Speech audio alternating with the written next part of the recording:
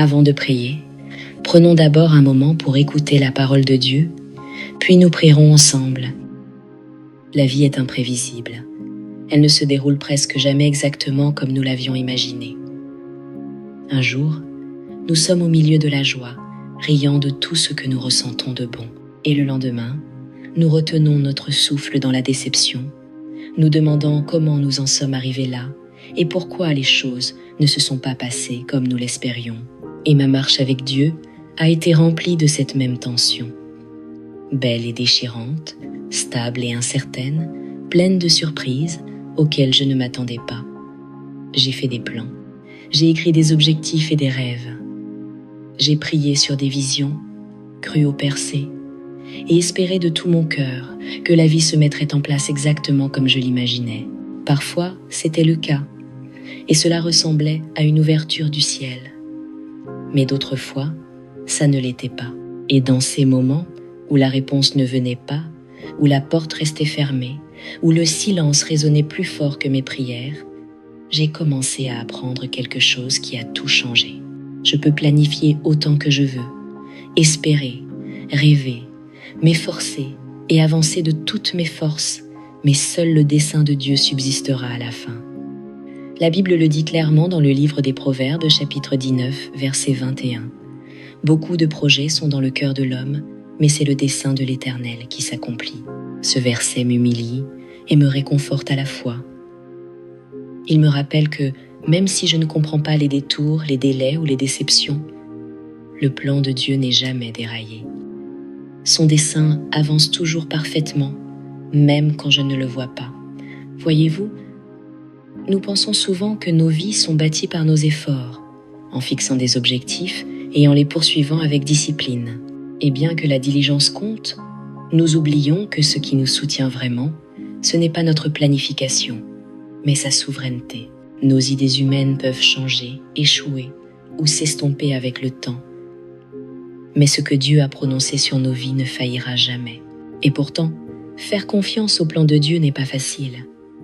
Pour être honnête, c'est l'une des choses les plus difficiles qu'il nous demande, car son plan vient généralement sans détail. Il suit rarement notre calendrier. Il nous demande de lâcher prise, d'abandonner notre besoin de comprendre et de marcher avec les yeux de la foi plutôt qu'avec la clarté. C'est comme marcher dans un couloir plongé dans l'obscurité, un pas à la fois, en s'agrippant à la main de quelqu'un qu'on ne peut pas voir, mais en qui il faut avoir confiance. C'est ce que signifie la Bible lorsqu'elle dit dans la deuxième lettre aux Corinthiens, chapitre 5, verset 7, « Car nous marchons par la foi et non par la vue. » La confiance ne nous demande pas de connaître le résultat.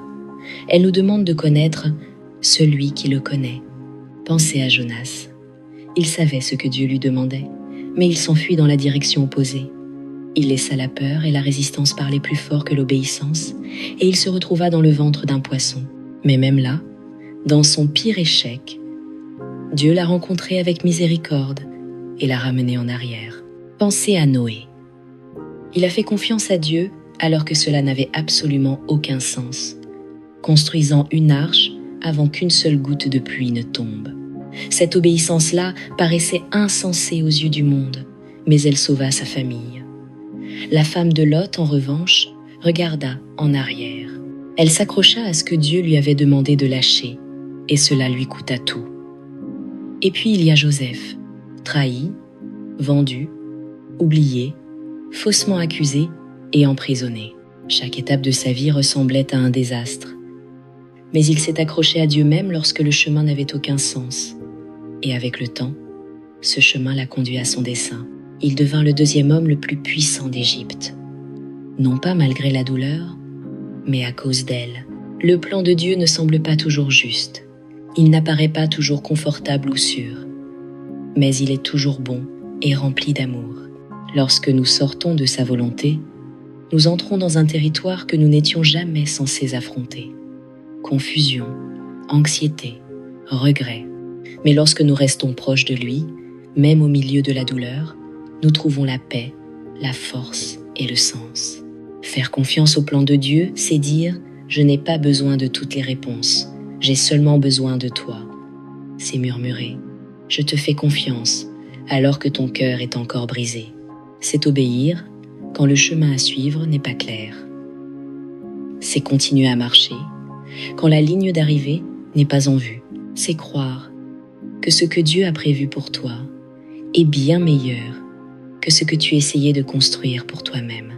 C'est pourquoi le livre des Proverbes chapitre 3 verset 5 parle si profondément. Confie-toi en l'Éternel de tout ton cœur et ne t'appuie pas sur ta propre intelligence. Nous aimons comprendre. Nous voulons des raisons. Nous voulons des données, des résultats. Nous voulons connaître le pourquoi derrière la douleur et le comment derrière l'attente. Mais la foi ne te donne pas toujours ces choses. Parfois, la foi ne te donne qu'une seule chose, une personne. Et cette personne suffit.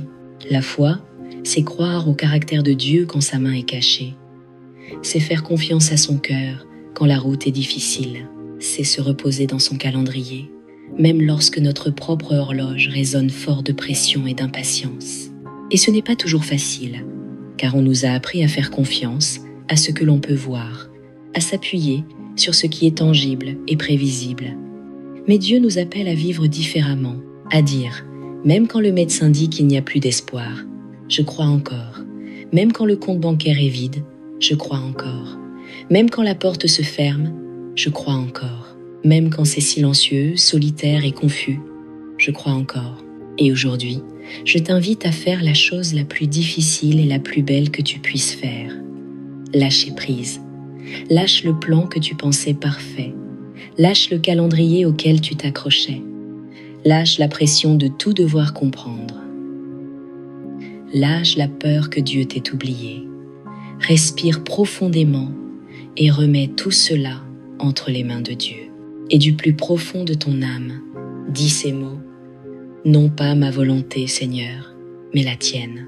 Maintenant, prenons un moment pour prier ensemble. Roi Jésus bien-aimé, tu es fort et tu es bon. Tu es fidèle en toute saison et souverain sur chaque détail. Tu es le Dieu qui règne avec puissance, mais aussi le Sauveur qui marche avec compassion. Tu connais la fin dès le commencement, et pourtant, tu choisis encore d'être proche de moi. Je viens devant toi aujourd'hui, le cœur grand ouvert. J'ai fait mes plans, j'ai écrit mes objectifs, j'ai gardé mes rêves près de moi et tenté de tracer mon avenir avec précision. Mais ce que j'ai appris, Seigneur, c'est que la vie se déroule rarement comme je l'avais imaginé. Elle est remplie de tournants inattendus, mais à travers eux tous, tu restes constant. Tu es le Dieu qui me surprend, parfois par des portes ouvertes et des bénédictions soudaines, parfois par des délais qui ressemblent au silence. Et à travers chaque prière exaucée et chaque saison d'attente, j'apprends cette vérité. Mes plans peuvent changer, mais ton dessein demeure. Comme il est écrit dans le livre des Proverbes, chapitre 19, verset 21, « Beaucoup de projets sont dans le cœur de l'homme, mais c'est le dessein de l'Éternel qui s'accomplit. Alors aujourd'hui, avec humilité et révérence, je dépose mes plans devant toi. Je t'offre chaque calendrier, chaque idée, chaque rêve. Et je dis, Seigneur, que ta volonté soit faite. Non pas parce que c'est facile, non pas parce que je comprends, mais parce que j'apprends que ton chemin est toujours meilleur. Apprends-moi, Seigneur, à marcher par la foi et non par la vue. Apprends-moi à tenir ta main quand le couloir est sombre, à faire confiance quand les réponses ne viennent pas, à croire quand l'épreuve manque. Je me souviens des histoires que tu m'as laissées dans les Écritures. Jonas, qui a fui, Noé, qui a obéi face à l'impossible, Joseph, qui t'a fait confiance malgré la trahison et la prison.